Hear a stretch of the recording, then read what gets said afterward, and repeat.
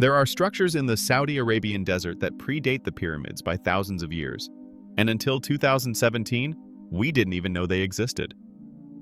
Deep in the volcanic heart of Saudi Arabia lies a landscape so hostile and desolate that for centuries it was considered a literal void on the map. But as our technology moved into orbit, the satellites revealed something impossible. Hundreds of massive, geometric stone structures stretching across the black lava fields like the ruins of a forgotten world. They call them the Gates. And according to what we know about human history, they shouldn't be there. Most people imagine the Arabian Peninsula as an endless expanse of sand and dunes, but beneath the surface of this scorched earth lies the evidence of a civilization that predates the Great Pyramids by thousands of years. These aren't just simple walls or primitive shelters. We're talking about engineering on a gargantuan scale. Megastructures over 1,500 feet long, built with millions of tons of volcanic rock, precisely aligned in a region where human survival was once thought to be impossible. From ritual platforms filled with the remains of ancient sacrifices to hunting traps so large they can only be understood from the edge of space, the Gates of Saudi Arabia challenge the very foundations of archaeology. For decades, these sites remained hidden in plain sight, protected by the razor-sharp terrain and the scorching heat. But now, new scientific data is suggesting that these builders weren't just nomadic tribes. They were part of a global, prehistoric network that possessed astronomical and engineering knowledge that was supposedly invented much later in history. Stay until the end, because we are going to reveal a specific discovery found deep within a remote volcanic dome that connects these gates to a massive, forgotten climate shift that turned a lush green paradise into the graveyard of a lost race. Most people will scroll past this mystery and remain blind to the true scale of our ancient past, retreating into the comfort of what they were taught in school. Don't be one of them. Hit subscribe right now and join us, or you'll lose your chance to uncover the forbidden truths that the desert has kept buried for 9 millennia.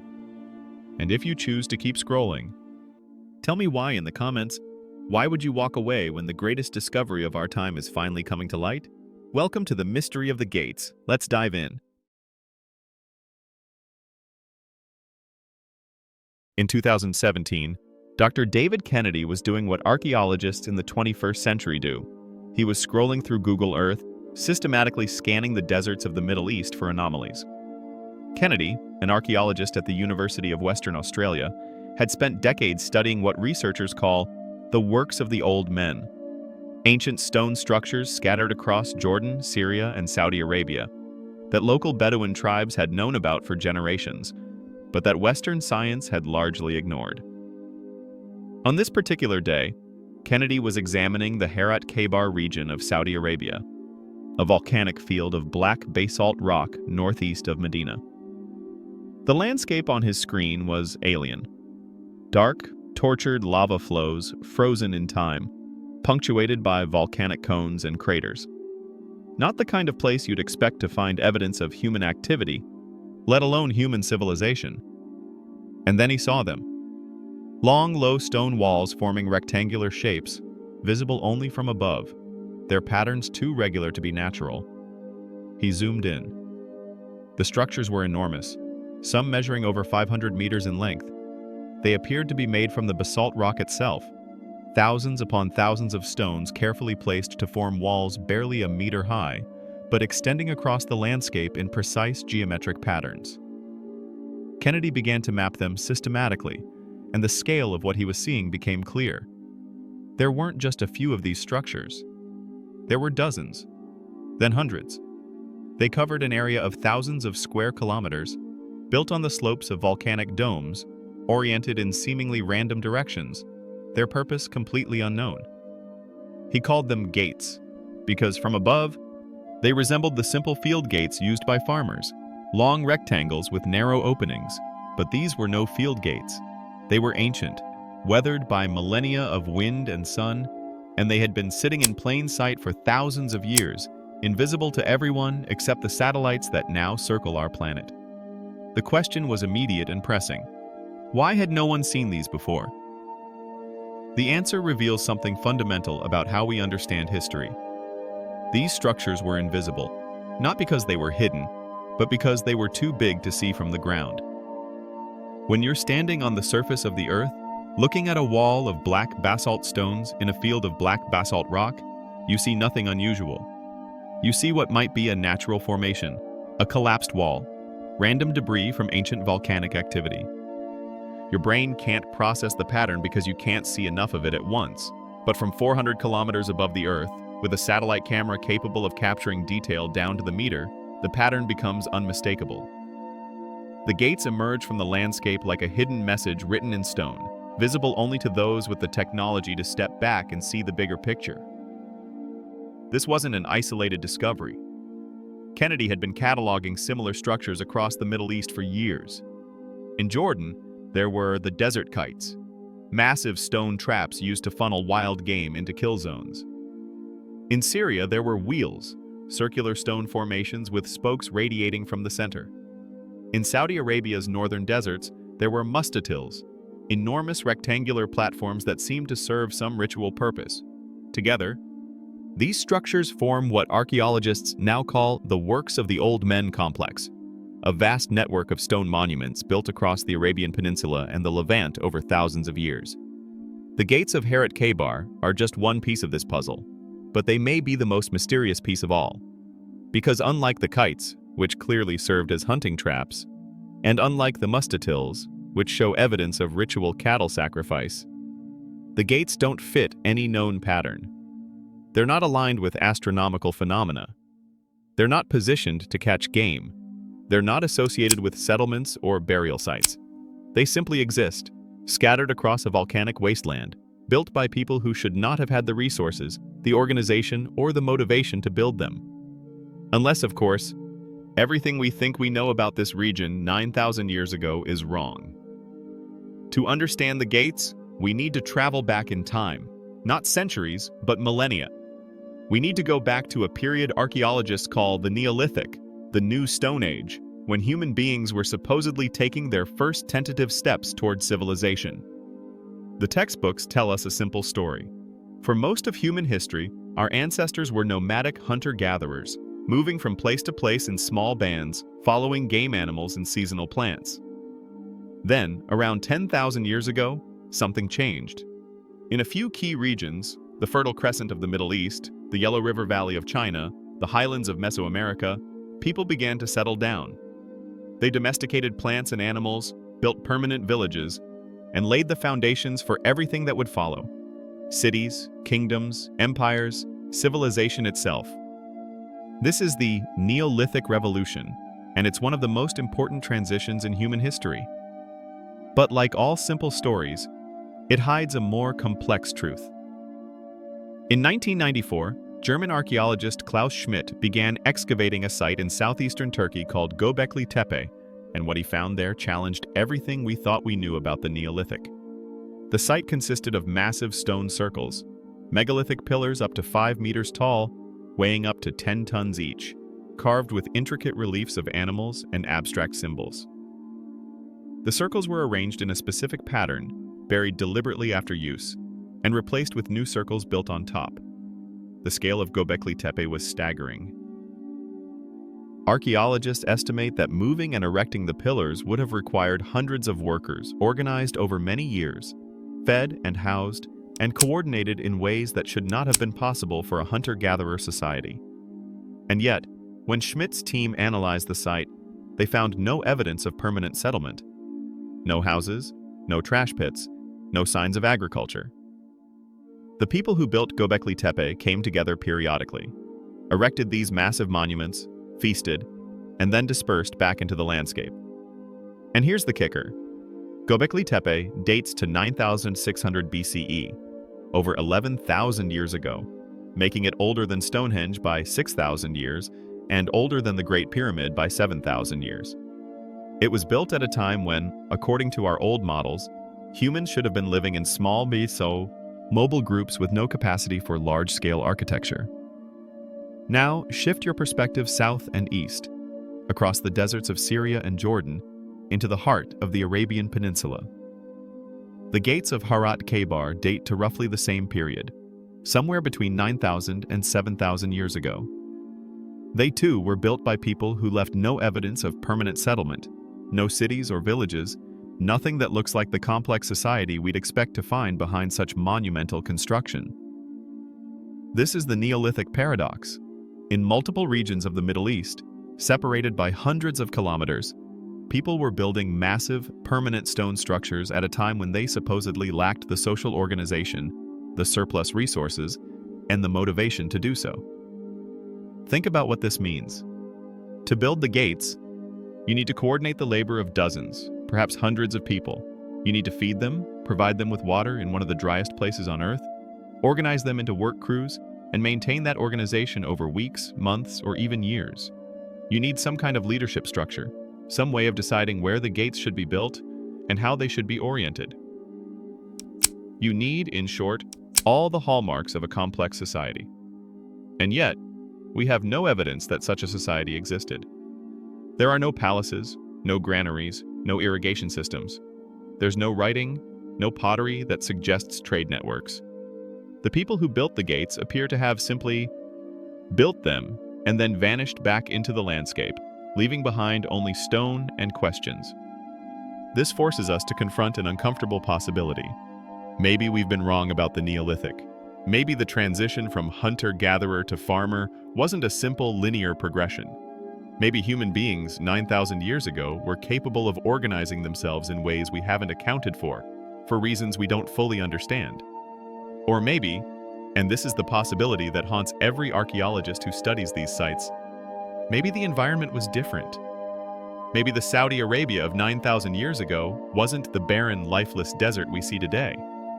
Maybe it was a place where building such monuments made sense, where the resources existed to support large-scale construction, where the land itself invited human ambition.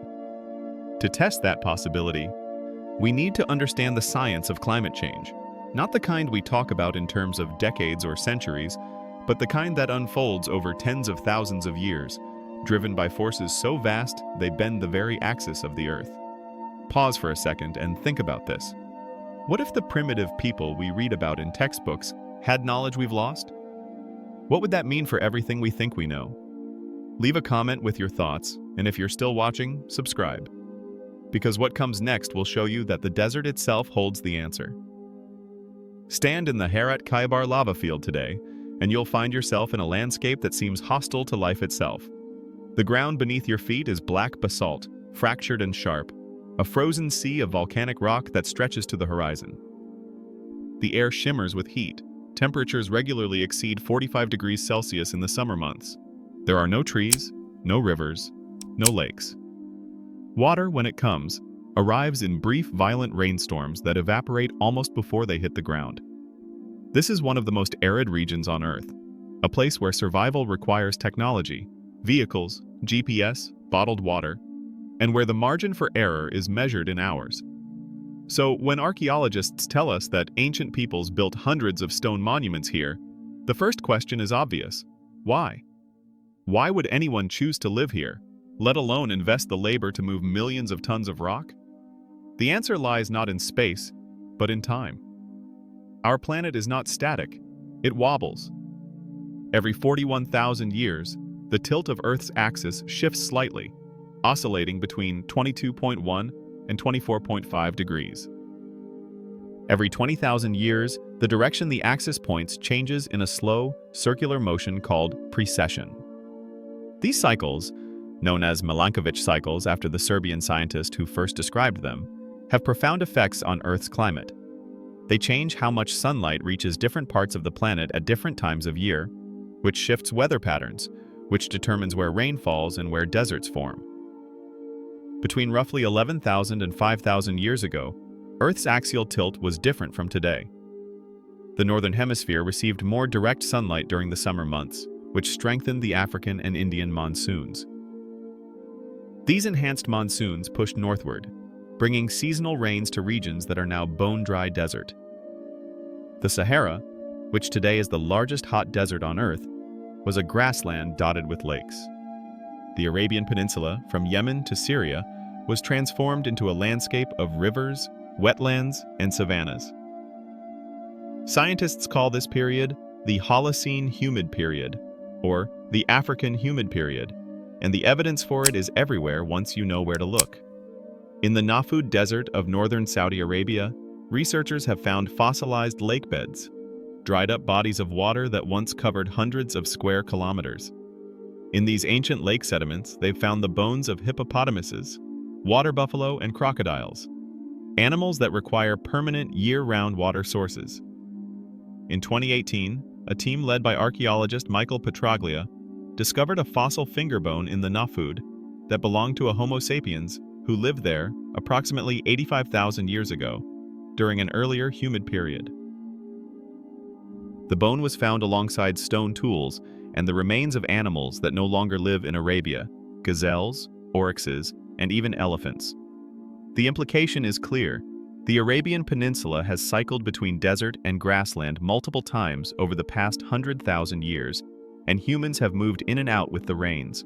By 9,000 years ago, when the gates were being built, the Harat Khaybar region wasn't a lava field surrounded by empty desert. It was a volcanic landscape surrounded by grassland, watered by seasonal streams, populated by herds of wild cattle, gazelles, and other game. The basalt domes rising above the surrounding plains would have been visible landmarks, natural observation points in an otherwise flat landscape. This changes everything. Suddenly, the gates don't seem so impossible. In a landscape with water, with game, with seasonal abundance, you have the resources to support large groups of people for extended periods. You have reasons to mark territory, to claim specific locations, to build monuments that say, "This place is ours." You have the ability to organize labor because you can feed that labor. But this revelation creates new questions. If the gates were built during Green Arabia, then what were they for? The most obvious answer, that they were enclosures for domesticated animals, doesn't fit the evidence. The walls are too low to contain cattle or sheep. There are no signs of corrals or pens, and many of the gates are built on steep slopes or on top of volcanic domes, where keeping animals would be impractical. Another possibility is that they were hunting structures, similar to the desert kites found in Jordan. But again, the evidence doesn't support this. Kites are built with long guide walls that funnel game into a confined space where hunters could ambush them. The gates have no such design. They're simple rectangles, open at both ends, with no kill zones, no natural choke points. So if they weren't animal pens, and they weren't hunting traps, what were they? To answer that question, we need to travel north, into the Nafud Desert, where archaeologists have been excavating similar structures that may hold the key to understanding the gates. The Nafud Desert lies in northwestern Saudi Arabia, a vast expanse of red sand dunes that shifts with the wind. It's the kind of place that looks pristine and untouched, a wilderness where nothing human could survive. But like the Harat Khaybar, the Nafud holds secrets visible only from above. In 2017, the same year Dr. Kennedy was mapping the gates, his team identified another type of structure in the Nafud: enormous rectangular platforms built from stone, some measuring up to 600 meters long. They called them Mustatils, from the Arabic word for rectangle. And like the gates, they were invisible from ground level, but unmistakable from satellite imagery. At first, the Mustatils seemed similar to the gates, long stone walls forming rectangular enclosures. But there were key differences. The Mustatils were larger, more elaborate. Many had small chambers built into one end, and some showed evidence of careful construction, with stones stacked to form defined walls, rather than simple borders. In 2019, an international team of archaeologists, led by Hugh Grucut and Melissa Kennedy, began excavating several Mustatil sites in the Nafud. What they found changed the entire direction of research into these structures. Inside the chambers at the end of the Mustatils, the team discovered concentrations of animal bones, primarily cattle skulls, along with the horns and cranial fragments of wild aurochs, the massive wild ancestors of modern cattle. The bones showed no signs of butchery. The skulls had been deposited whole, carefully placed in the chambers, and then covered with stone. Some sites contained dozens of skulls, arranged in what appeared to be deliberate patterns. This was not the debris of a feast. This was something else entirely. This was ritual sacrifice on a massive scale. The radiocarbon dates from the bone deposits pushed the age of the Mustatils back to between 7,000 and 8,000 years ago, making them some of the oldest large-scale ritual structures in the world. And the sheer number of them, more than 1,000 Mustatils have been identified so far, suggests that this wasn't the work of a single community or tribe. This was a regional phenomenon, a shared practice that connected people across hundreds of kilometers of desert and grassland. The implications are staggering. The people who built the Mustatils weren't just building random monuments. They were creating sacred spaces, places where they could make offerings to gods or spirits or ancestors. They were killing cattle, valuable animals that represented wealth and status, and leaving them as gifts, as pleas, as acts of devotion. But devotion to what? The most compelling theory is that the Mustatils were part of a cattle cult, a religious system centered on the worship of cattle and the powers that controlled rain and fertility. In a landscape where survival depended on seasonal monsoons, where the difference between abundance and starvation was measured in millimeters of rainfall, the ability to call down rain would have been the most important power imaginable. Cattle, in this context, are more than just animals. They're symbols of wealth, fertility, and divine favor. When the rains came and the grasslands bloomed, cattle thrived. When the rains failed, cattle died. By sacrificing cattle, by giving back to the gods what the gods had provided, the builders of the Mustatils may have believed they could ensure the rains would return. This interpretation is supported by similar practices in other regions. In ancient Egypt, cattle were sacred to the goddess Hathor, associated with fertility and the annual flooding of the Nile. In ancient India, cattle were central to Vedic rituals, offered to the gods in elaborate ceremonies.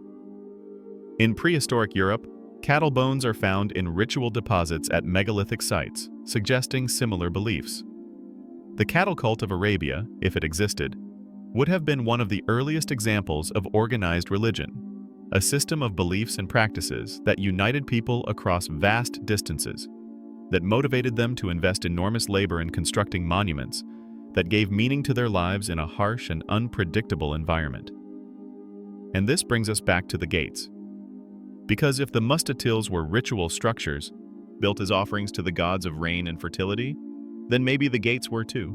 Maybe they served a similar purpose, not as animal pens or hunting traps, but as sacred spaces, markers of devotion, physical expressions of a worldview in which the landscape itself was alive with power.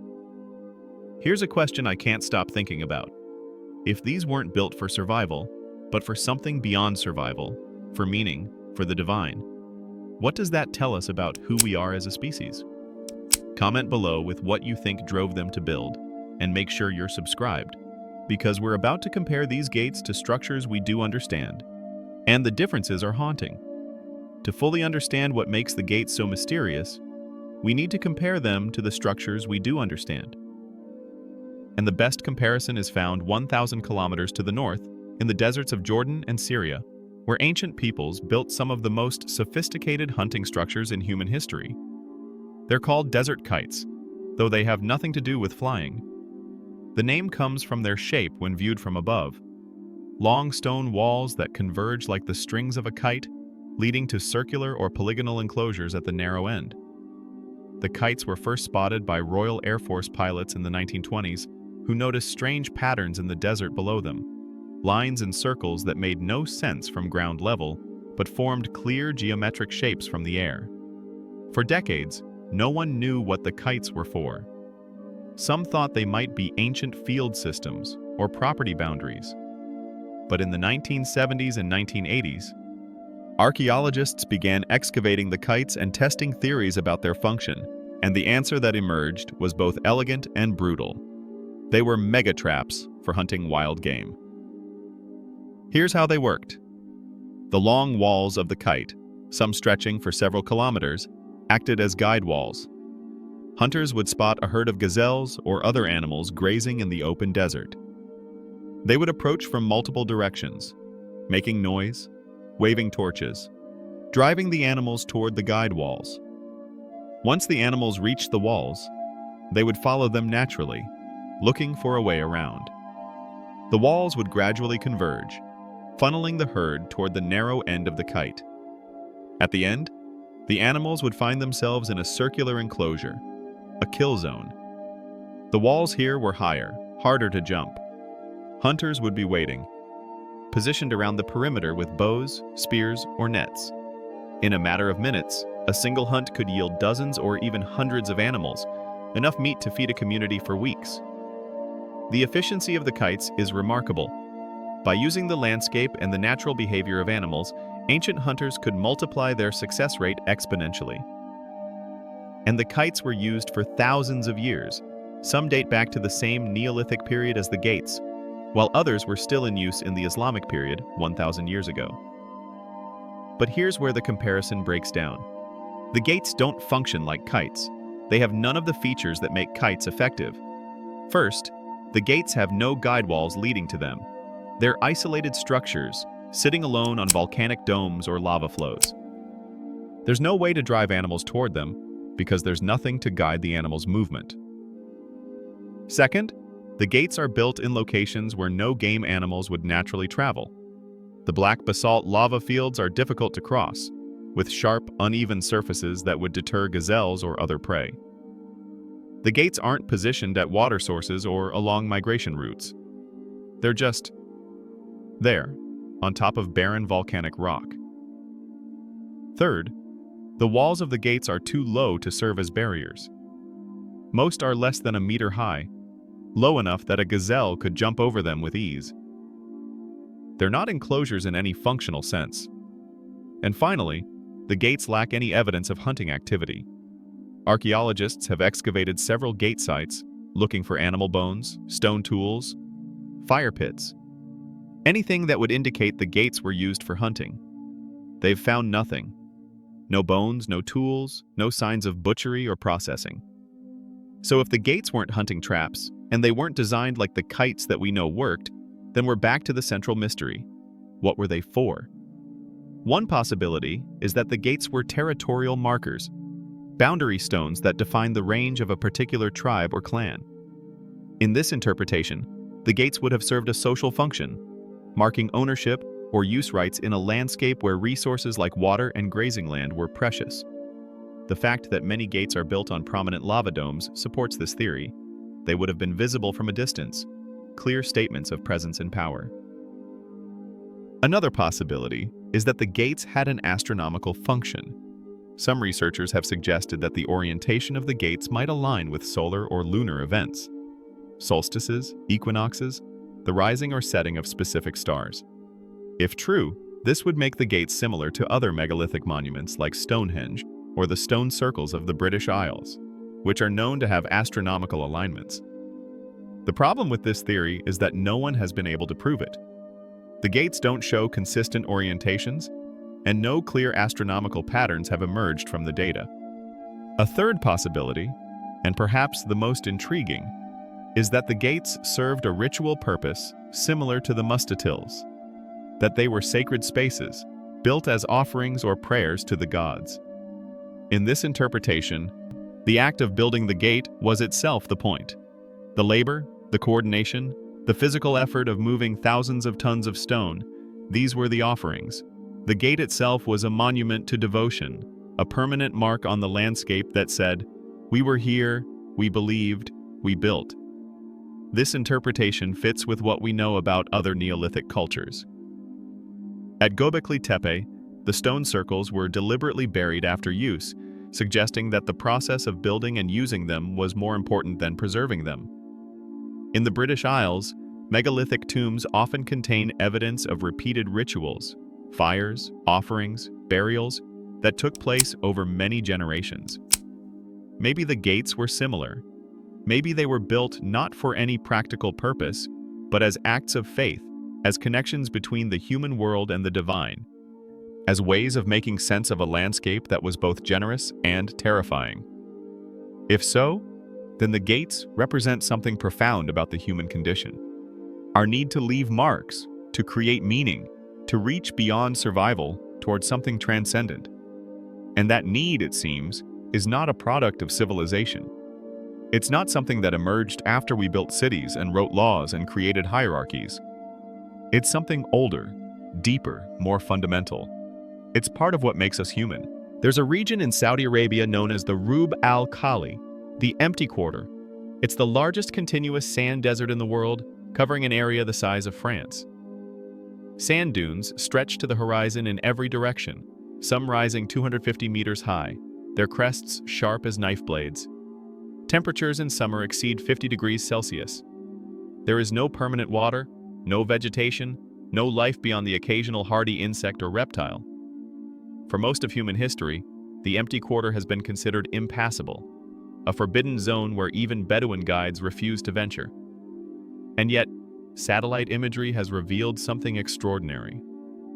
Beneath the sand, there are structures, fossilized river channels, dried lake beds, and what appear to be ancient settlements, all buried under meters of sand, invisible from the ground, visible only from space.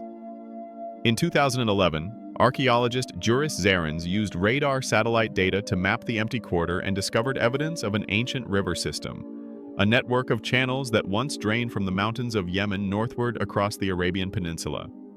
He called it the Kuwait River, and he estimated that it flowed until roughly 5,000 years ago, during the final phases of the African humid period. Along this river, Zarins identified more than 2,000 archaeological sites, ancient camps, villages, and monuments that were abandoned when the river dried up and the desert advanced. This discovery raises a tantalizing question. If there are 2,000 sites under the sand in the Empty Quarter, how many more are hidden under the deserts of Saudi Arabia, Jordan, and Syria? How many structures like the gates and Mustatils remain undiscovered, waiting for the right technology, the right perspective, to bring them to light? Consider this. The Great Wall of China was begun in the 7th century BCE, about 2,700 years ago. The pyramids of Giza were built around 2,500 BCE, roughly 4,500 years ago. Stonehenge dates to around 3,000 BCE to 5,000 years ago. The gates and Mustatils are 9,000 years old. They predate all of these monuments by millennia. They were ancient when the first Egyptian pharaohs were building their tombs, ancient when the Sumerians were inventing writing, and ancient when the Minoans were building their palaces on Crete. And they've been sitting there in plain sight for all that time. We just couldn't see them. This should humble us. It should remind us that our knowledge of the past is fragmentary, incomplete, shaped as much by the limits of our technology as by the evidence that survives. For thousands of years, people walked past the gates, drove their camels over them, camped beside them, and saw nothing unusual. They were invisible, not because they were hidden, but because we lacked the perspective to see them. What else are we missing? What other monuments, other civilizations, other ways of life lie buried under sand, overgrown by jungle, submerged beneath rising seas? The gates force us to confront an uncomfortable truth. History is not a smooth progression from simple to complex, from primitive to advanced. It's a jagged line, full of dead ends and lost beginnings, periods of flowering followed by collapse, knowledge gained and then forgotten. The people who built the gates were not our inferiors. They were human beings like us, with the same capacity for creativity, organization, and abstract thought. They looked at their landscape and saw something we can't see, some meaning, some purpose, some reason to invest their lives in moving stone. And then they vanished, taking that knowledge with them, leaving only questions carved in rock. If we zoom out, if we take the widest possible view of the gates and the Mustatils and all the other works of the old men scattered across the Arabian Peninsula and the Levant, a pattern begins to emerge. These structures aren't random. They're part of a massive, coordinated effort that spanned thousands of years and thousands of kilometers.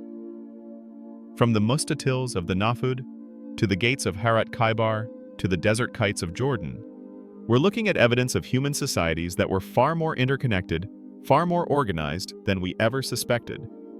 This was not a single civilization in the way we usually think of civilizations. No cities, no writing, no centralized government, but it was something. A shared culture, a common set of beliefs, a way of life that connected people across vast distances and inspired them to build monuments that would outlast empires. And it all happened during Green Arabia, during those few thousand years when the monsoons pushed north and the deserts bloomed. When the rains came, people came. They built, they thrived, they created. And when the rains failed and the deserts returned, they adapted or moved on, leaving their monuments behind as evidence that they were here. The gates are a testament to that lost world. They stand as proof that 9,000 years ago, in a place we now consider uninhabitable, human beings were doing something extraordinary. They were thinking beyond survival, beyond the immediate needs of food and shelter, toward something larger, toward meaning, toward the divine, toward a connection with forces they could feel but not fully understand. We may never know exactly what the gates were for. We may never decipher the intention behind their construction or the beliefs that motivated their builders. But we don't need to know the details to understand the larger truth. Our ancestors were capable of greatness long before we thought they were. The gates are still there, visible from space, waiting. They've survived 9 millennia of wind and sun and sand. They've outlasted every kingdom and empire that's risen and fallen in the Middle East. They're older than writing, older than cities, older than almost everything we consider the foundation of civilization. And they're still asking us a question. What were we capable of back when the world was young? What did we know that we've since forgotten? What else is hidden under the sands, beneath the jungles, below the oceans, waiting for a generation with the technology and the curiosity to find it? The mystery of the gates isn't just about the past. It's about the limits of what we think we know, and the humility required to admit that those limits might be smaller than we imagined. It's about looking at the world with fresh eyes, with the willingness to be surprised, with the understanding that history is not a closed book, but an ongoing investigation. There are 400 gates in the Saudi desert, and every single one of them is a question mark carved in stone.